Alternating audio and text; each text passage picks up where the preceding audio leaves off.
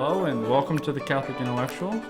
I'm Alexander Chanda, your host, and I'm here today with Rachel Gardner, and we're going to be talking about a Catholic approach to mental health. So maybe we start out with, Rachel, if you wouldn't mind introducing yourself and telling us a little bit about what you do. Sure. So I am a licensed professional counselor in private practice, and I'm also a consecrated woman in the Secular Institute of Our Lady of Schoenstatt. So I am a therapist and also a consecrated. Okay, awesome. So I think the first thing people might wonder when they hear Catholic mental health approaches is, why is there anything necessarily different about a Catholic approach versus mental health in general? Like, isn't this the sort of thing that you can just deal with in a completely secular way? Why do we want to bring faith into mental health? Great question. I think one way to start answering that is there's a national organization in the U.S. that's called the Catholic Psychotherapy Association, and it came into being in the 90s. The fact that it came into being then is part of the answer because it was originally a part of the American Counseling Association, so like the biggest secular national organization that we have for counselors. But as time was going by and some things were changing within the value system of counseling as a secular profession, it became obvious that there were some points of tension, and that those who once may have been a part of the chapter of the ACA was, I don't remember the exact title, but it was like the Association for Religion and Values in Counseling or something, is how it ended up today. But it used to be like a Christian part of the ACA. The dialogue changed such that Christian Catholic perspective on the human person has slowly not become the norm, at least in the US, right? And so that led to this creation of this other professional organization where Catholics could continue to practice their craft as high-level clinicians, but also share in a rigorous academic environment where they would be able to practice according to the Catholic view of the person. And so we get that question a lot. It's kind of like, oh, but faith shouldn't have anything to do with mental health. But because the field of psychology as a soft science is only involved in the human person, how do you get objective about that, right? It's not the same as chemistry or biology. And of course, you could get into bioethics with how you use it. But precisely the way we view the person completely affects what you think of as a clinician as healthy and unhealthy, right? And as moral relativism and this sort of liberalism in the broadest sense, right, that scientific view of the human person has gained such a hold, it's become necessary to even more, I think more than 50 years ago for sure, but I think even in the past 20 years, to be able to speak more loudly that there is a difference on like the Catholic view of the human person, which means the Catholic view of what's healthy and what's sick. Yeah. So it's pretty fundamental. Maybe to bring that out a little bit more, that divide between like the secular approach and the Christian approach would be to talk about like teleology. So right, like as Christians, we believe that God created the human person with a certain nature. And oftentimes people who are secular or don't believe in God have a hard time saying that there's an objective order to the person. And this gets a little bit easier when you're talking about sort of like medicine in terms of biology, because like the heart is made to pump blood, and so if it's not doing that well, like you kind of, there's an implicit teleology in there that's not as sort of like morally contentious as the kind of issues that you get into when you're talking about mental health, right?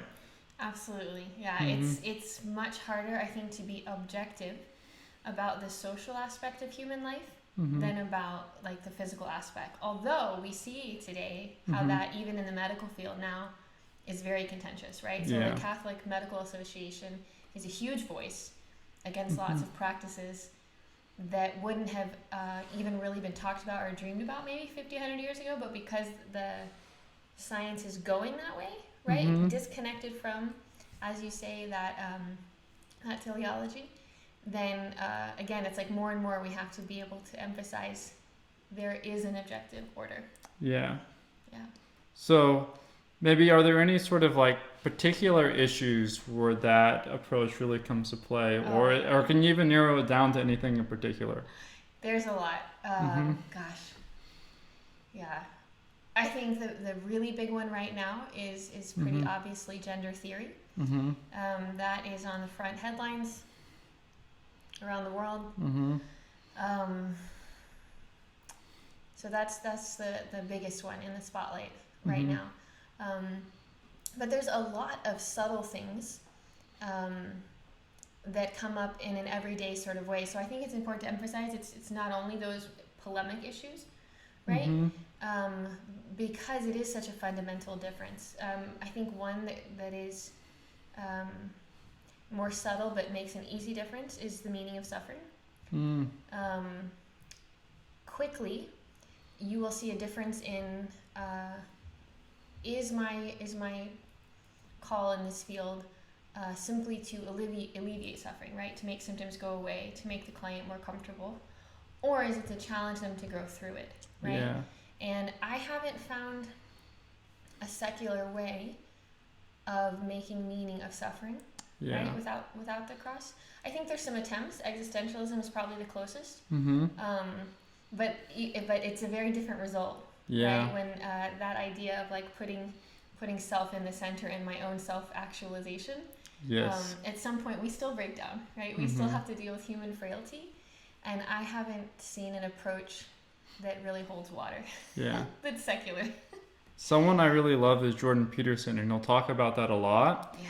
Is that the approach to life should not be sort of about like just like happiness, I guess, in the colloquial sense, but about meaning. And when you're like confronting the problems of suffering, it's about how do you find something that makes that suffering meaningful. Right. And that like if you don't have anything that makes the suffering meaningful, it's pretty hard to navigate through the world. So Right.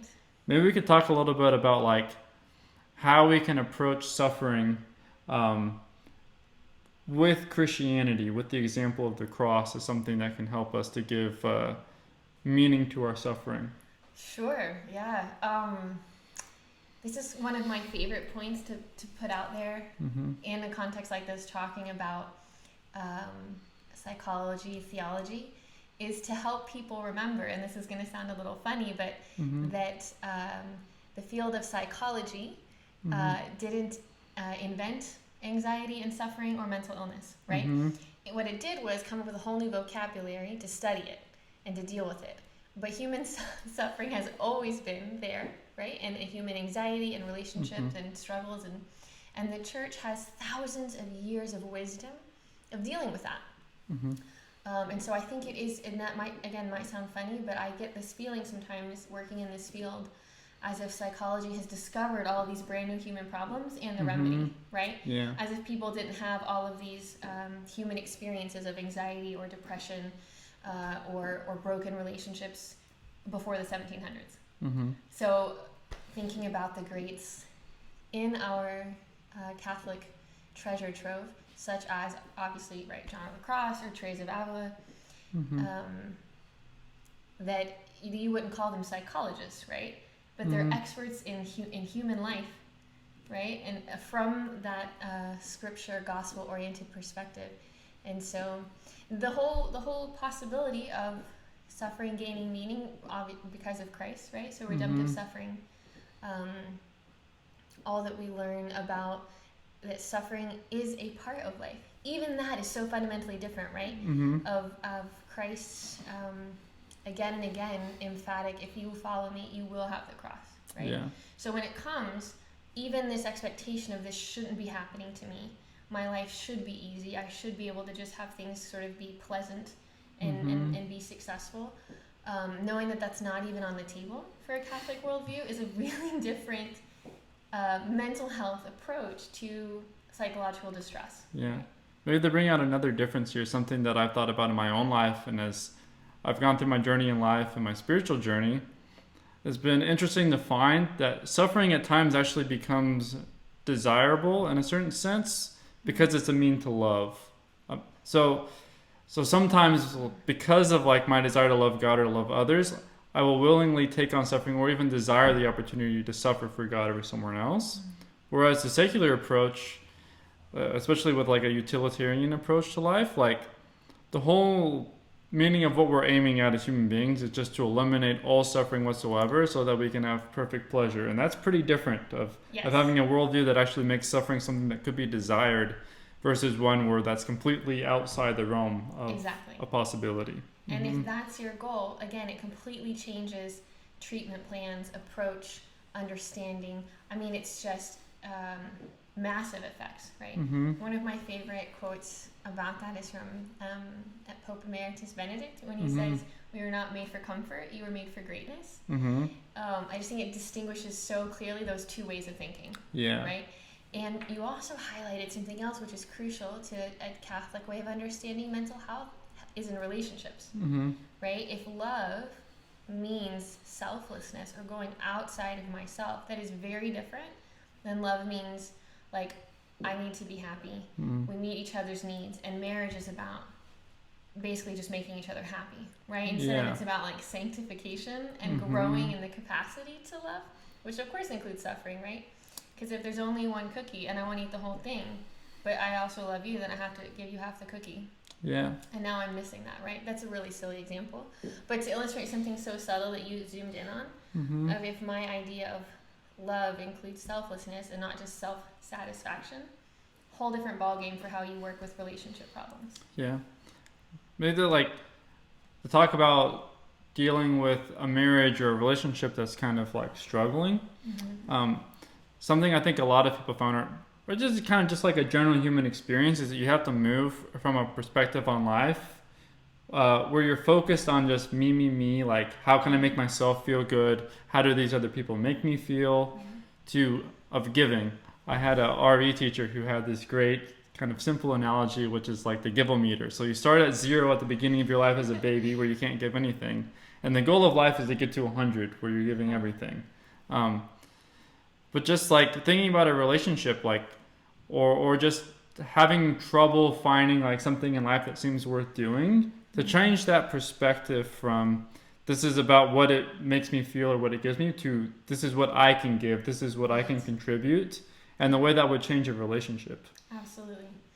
And the secret there is that like in the losing of yourself, you find yourself, right? To know that human fulfillment comes from giving, right? Because if it's like if I think it comes from receiving only, and how much do I get? This is also a little bit of a silly example, but like when you see people who have it all, but they're not satisfied. An easy way to think about there's something more, right? Oh, yeah, I'm meant to give, and when I give, I actually am fulfilled in a much deeper sense than just experiencing pleasure or temporary happiness. One of the quotes I really like from Father Kentenich is when he talks about the family table as a table of sacrifice, right? So not just the spousal love, but family life and family love. And if I don't have clear that part of raising children, of being a mom or a dad, or even part of being a son or daughter is going to include sacrifice and suffering, I'm quickly disillusioned. Right? And I might even think there's something wrong with my family or my life, when actually that's part and parcel to family life, right? It just is a table of sacrifice. To talk about the meaning question a little bit more, I have a certain idea that maybe I can run by you when it comes to like the issue of teenage depression, which is something that we've seen skyrocket. And there's certainly a lot of contributing factors to that. So I don't want to make it as if this is the only one, but I certainly think it's a factor, which is that we've set up society such that like for a high schooler, everything's about it's all about them, right? Like, so the things that they're supposed to do are all about like getting into the best college for themselves, about a whole world that's centered around them and what they can get. And I think that's actually really detrimental to mental health, because what you want to feel, I think, especially at that age of life, is that you matter to other people, you matter to the community. And so I think that we really need to work on giving high schoolers opportunity where they feel like they make a real difference, they can contribute to something for the greater good of all humanity instead of just being focused on themselves. Absolutely. Mm-hmm. Yep. I'll tell you a little vignette that reminds me of that. So the first place that they should experience they have a place and that they're needed is in the family, right? Mm-hmm. And so if parents think my child's number one job is to get straight A's and get into college, which again is a good thing, but if I think that's all it is, and I don't let them know that actually, first of all, you're responsible to your family members, right? And you're a part of the family, and so you collaborate, right? I had a young adult client tell me one time, as she was embarking on her life as a young married couple, and pregnant, getting ready for her first child, she was talking about how much work it was, just keeping up with the household, doing the daily things that needed to be done. And she said, when I was in high school, my parents told me my only job was school, and so all I had to do was homework, and they would do all the chores. And she said, a lot of afternoons, I was done with my homework, and so I just, goofed off by myself in my room. And she was expressing regret for that, and this, again, it sounds off the chart, but it's what she said. I wish my mom had asked me to do more chores, right? And I'm sure no teenager would believe me, be like, what? No way. Because it's hard to see it when you're that age. But with the perspective of adulthood, how much it helps your sense of being, your well-being, your sense of self, your self-esteem, to say, my mom does need help with something as simple as the dishes, right? Yeah. And this is a family where I collaborate and my contribution matters. It's not a free ride where they take care of everything, Yeah. Yeah. I think, This, again, the secular perspective is all about like the alleviation of suffering and all about aiming at pleasure. And it's not focused enough on meaning. And so when that comes in the play with the raising of children, it can be something I think that's very detrimental. Because I just think also like, as a young boy or young children in general, like they want to be like their parents. Like they're always kind of playing along with like, I want to be like dad or I want to be like mom. Like I remember being a little kid and I had my little play razor set, even though I had no facial hair at the moment, just because I wanted to do like the things like him, right? Absolutely, yeah. But we kind of cut that off because we're so focused on pleasure and all these things that we don't invite people into like adulthood through like the emulation and like cooperative work of children with their parents, right? It makes me think of my niece and my nephew, where when they were itty bitty, toddlers, they loved sweeping. Why? Because mom sweeps all the time, and I want to be like mom, right? Yeah. And so my brother and his wife got a little tiny like itty bitty broom, right, their size. It was their favorite thing, right? You didn't have to teach them verbally, cleaning is a good thing to do, right? Yeah. You learn from life, oh, look at what mom's doing. I want to be like mom. And that builds a sense of self-mastery that I don't think is done in another way. Yeah. The other thing I think that's important about that is, so I was having a conversation with some other people earlier today, actually, about the idea of like authenticity. And what came to mind with the way our culture thinks of authenticity is something like what Alistair McIntyre talks about in After Virtue, where we have these sort of languages of morality or virtue that have lost their meaning outside of Christianity. So, right, like I think the idea of being like authentically yourself implies that there's an actual self that can be discovered, which of course I think implies a creator that made you. And so, like for us as Christians, when we're trying to discover who we are, we're trying to discover, who did God make me to be? Who does he want me to be?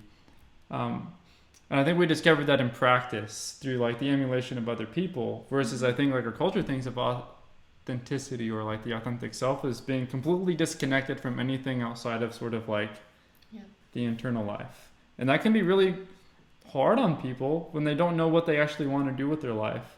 And they feel like there's no model for them to follow or there's no example for them to follow, I think. Right, it's all self-invention. Right, which feels very arbitrary. Yeah. Right? Yeah, that comes right back to that idea of an objective order of being. Right? If there is none, and if you just make it up as you go, that is not only in itself can be a source of anxiety, right? It also, I don't think, leads to a very integrated or steady development of a person's abilities, right? It's kind of like that funny notion that we have in the USA that has a good meaning behind it, but it actually goes against this idea of objective order of being, where it says any of you can be president, right? Mm-hmm. Okay, so that's great in the sense of, yes, we don't discriminate against race or social class or whatever. Mm-hmm. But it's also not great in the sense of not everybody is built for that, right? That's like saying anybody can be an Olympic gold star gymnast. I cannot be an Olympic gold star gymnast because I know that that's not how God built me. Yeah. Right? And so it's subtle, but it's also very clear. It's that idea of instead of saying, what are you made for? What are you good at? What are your talents? What was written into you? You can arbitrarily decide to do something. And that poor kiddo, when they try to be an Olympic gold medal gymnast, or I don't know, CEO, or something that just isn't their set of talents, they become really discouraged, right? Yeah. They might even think they failed or aren't good, when instead, they're the world's greatest, I don't know, stand-up comedian that didn't get to happen, or the newest author or something, right? Yeah. But because it's arbitrary and they're not looking at this idea that I have an objective order of being that my creator gave me, they miss that. Yeah. I think that there's a lot we could probably talk about with that, but one thing that comes to mind with it is just the idea that when you're aiming at or you're trying to discover what you should do with your life, and you don't have these sort of objective ideas, or an idea I actually think is really important is that you're a part of a communal whole, right? We as human beings are essentially social creatures. And work is aimed at sort of loving other human beings, about supporting the community.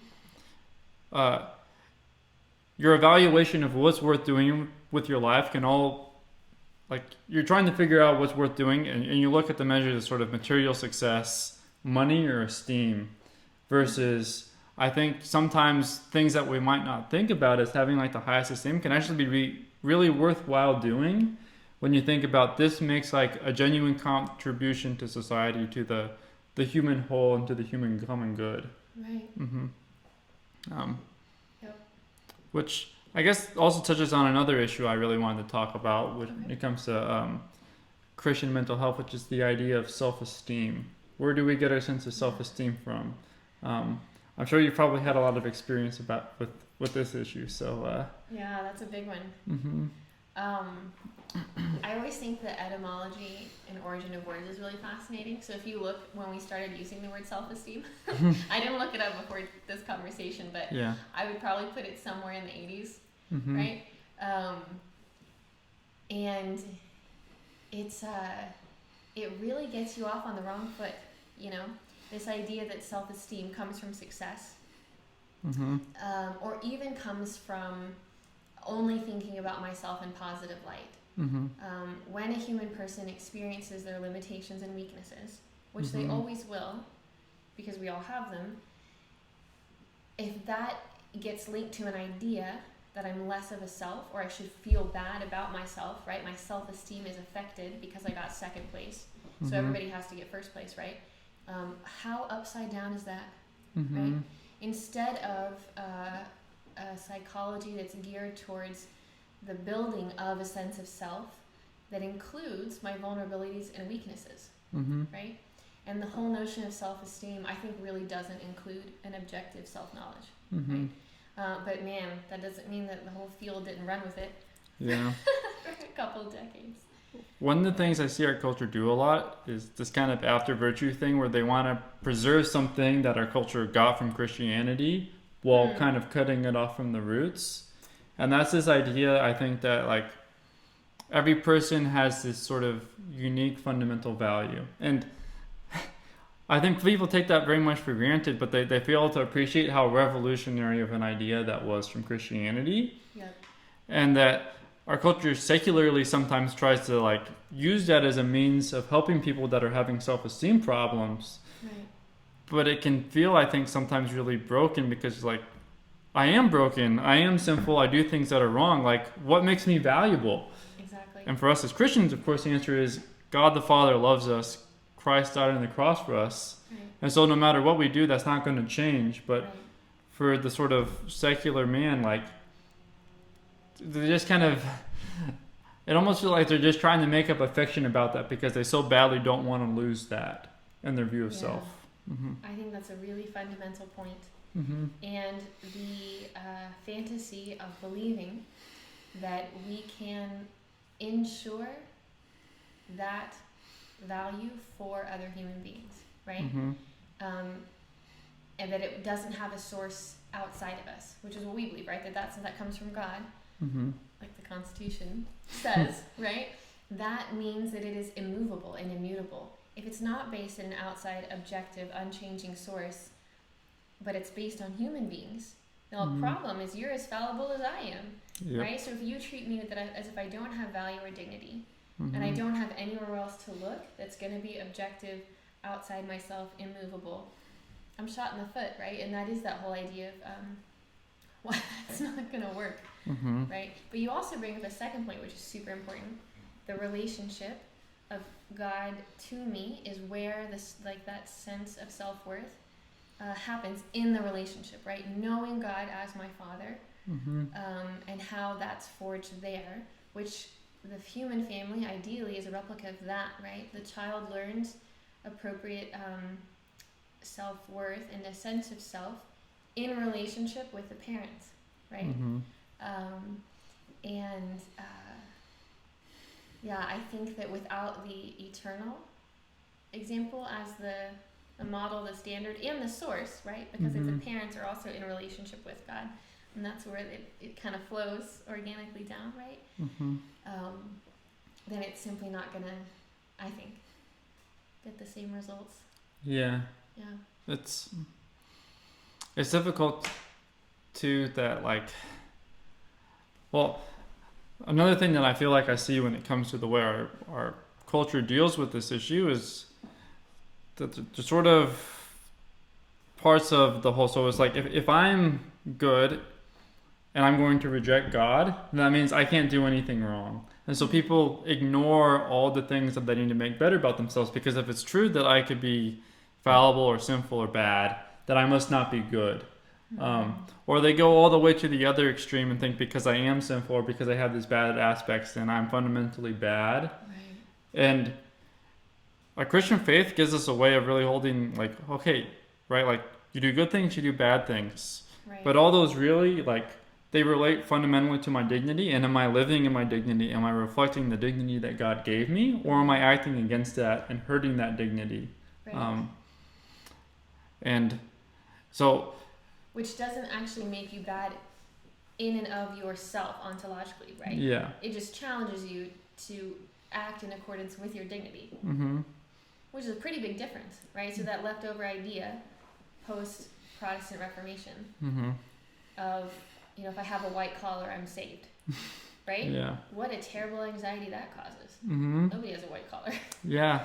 I was talking to an English major the other day, actually, about sort of like this this fundamental fear of kind of like the Puritan American, which is the idea, like, am I part of the elect or not? Yep, that's it. Right. Because it's either like it is or it isn't, and it's such really like a radical thing, and a very helpful thing for living life well, to hold constant, what I do matters. Like, it really matters if, like, I do the right thing or not. But at the same time, I have a fundamental value that doesn't change or depend on the things that I do. Right. Mm-hmm.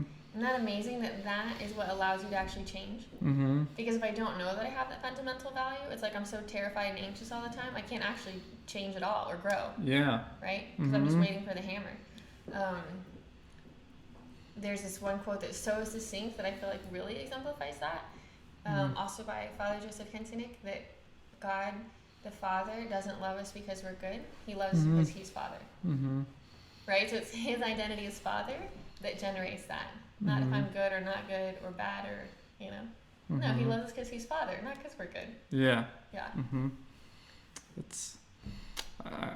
I know something that a lot of people struggle with at different points in their life, but especially in college, even Christians, is the idea that, like, my self-worth is based on my grades and what I do. And so a lot of people struggle with self-esteem, right, or anxiety there, because they feel like, especially smart students too, when they get to college and they're challenged by feeling that class is hard, maybe for one of the first times in their life, is beginning to actually like work through defining themselves and their value not in something that they're doing like school or what they're accomplishing, but in the fact that God loves them. And for me, that was something that was somewhat challenging and also difficult to let go of, because there's a sense of pride or a desire to feel that I'm better than someone else because I can do X, and to say, no, I'm not going to derive my sense of self-worth from that. I'm going to give up feeling good about myself from this so that I can depend solely on like the Father and His love for me and my sense of self-value. It's so subtle, isn't it? Because that pride of needing to feel like I'm better, to feel okay, the ultimate thing behind that is an insecurity, right? Yeah. And because I'm feeling insecure in myself, I have to find something that can like, right? So when you go back to that insecurity, which you just illustrated so beautifully, of like, wait, that insecurity gets met by God. Like I'm only secure when I'm attached to Him. Okay, now I can actually really start to unfold my wings and develop my true potential, which has a very different course or development path than I have to be successful because who I am depends on if I'm achieving it. You know, it's a lot more anxious. Yeah. Yeah. Definitely. A lot less fruitful too. So, I maybe just wanted to ask you here at the end of our conversation too about like practical Christian approach to dealing with like common mental health issues, or just like taking care of our mental health in a Christian way. Great. So I think remembering that funny point that I made, that the modern field of psychology did not invent anxiety, right? Or mental distress. So even just internalizing that my faith, my Catholic faith, can have answers for this, right? That may sound small, but it's actually pretty revolutionary. In the sense of if I'm fully engaging in my faith life and all the healing that is offered to me through the Catholic Church, through the sacraments, through a regular life of prayer, I'm already ahead. Yeah. Right? So what a Christian way to deal with mental anguish or mental distress. Yeah. And then I would also say being able to incorporate a holistic view of the human person with spirituality is something else that's really taken center stage, I think, in the recent decades. This understanding that we are mind, body, heart, and soul, right, from a Catholic perspective. And sometimes a traditional mental health approach might, sort of like in the beginning, it was just like internal, intrapsychic stuff, right? And then it started developing that, okay, let's get cognitive behavioral. We'll include the mind a little bit. More recently, you have this whole movement of the somatic approaches. Great, those all have something to offer. But it's the human person in its entirety that also includes the soul, right? Where ultimate health is found. And so I think that thinking of those different ways of working on a mental health issue from body, mind, heart, and soul, internally, and then also interpersonally with relationships, you might kind of use that as a little bit of, I guess you could even think of it as an examine, you know, where am I a little bit vulnerable or weak, where do I struggle, and how do I work on that point. But I think the main message I would want to communicate is just to be able to know that our Catholic faith has answers for all of that, you know, and the community and the dialogue and the research around Catholic informed psychotherapy is just so, it's just on fire right now. Like there's so much dialogue, publications, books out there that I think it's kind of an exciting time in that sense. There's a lot more published research happening now from a Catholic perspective than I would say 10 years ago, 15 years ago, 20 years ago. Yeah. That's awesome to hear. Yeah, I guess the other thing that kind of popped into my head while you're talking is just like the gift of the sacrament of reconciliation for mental health, to be able to sort of like unload our sins in a very personal human way, like where the priest stands in persona Christi And to hear those words out loud, like your sins are forgiven, I think what a treasure. It really is. And Mm-hmm. you bring up a really super important point there too, with like the importance of the soul as a part of that whole approach. Mm-hmm. Is the role of grace, Mm-hmm. right? So if I believe that it is not only a materialistic scientific world, like scientism, right? The only things that exist is what I can observe and see. That through the sacraments, grace is present, and that grace taking effect in the soul means healing for the whole person. Yeah, I mean, what's more powerful than that, right? And I think we, in our modern society, since we're so impregnated by this idea of materialism without knowing it, we have really forgotten how much grace heals a person. You know? Yeah. Yeah. Definitely. All right. Well, I really want to thank you for that. That was a great conversation. I think there's a lot that everyone can take away from this. Absolutely. It's fun. Yeah. Thank you for the invitation. Yeah, it was a joy. All right.